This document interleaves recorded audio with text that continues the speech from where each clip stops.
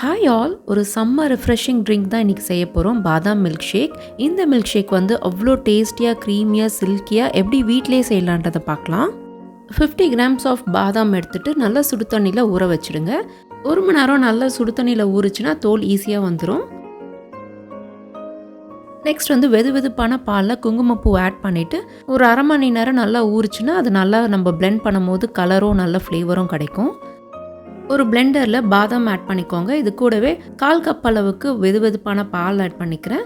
இது அரைக்கும் போதே குங்குமப்பூவையும் சேர்த்து அரைச்சிக்கோங்க. ஒரு நேச்சுரல் கலர் கொடுக்கும். இந்த மாதிரி ஸ்மூத்தாக பேஸ்ட் பண்ணி எடுத்துக்கோங்க. Next 1 teaspoon of custard powder add பண்ணிக்கிறேன். 2 tablespoon of warm milk சேர்த்துட்டு லம்ப்ஸ் இல்லாமல் நல்லா மிக்ஸ் பண்ணி விட்டுக்கோங்க.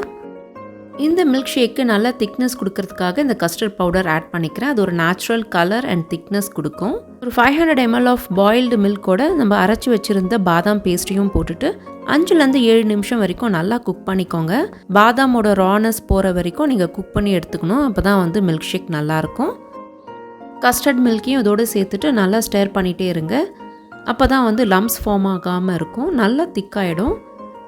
1/2 கப் ஆஃப் சுகர் நான் ஆட் பண்ணிக்கிறேன். இந்த ஸ்வீட்னஸ் இது கரெக்டாக இருக்கும். இன்னும் உங்களுக்கு எக்ஸ்ட்ரா ஸ்வீட்னஸ் வேணும்னா இன்னும் ஒரு 1/4 கப் சேர்த்து போட்டுக்கலாம்.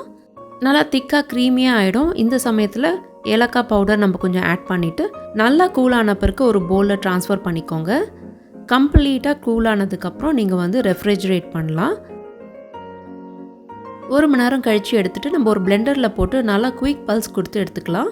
அப்போ தான் மில்க் ஷேக் வந்து நல்லா க்ரீமியாக, ஃப்ராதியாக, சில்கியாக இருக்கும். குயிக்காகவும் சிம்பிளாகவும் ஒரு ஹோம்மேட் ட்ரிங்க் பண்ணணுன்னா கண்டிப்பாக இது ட்ரை பண்ணலாம்.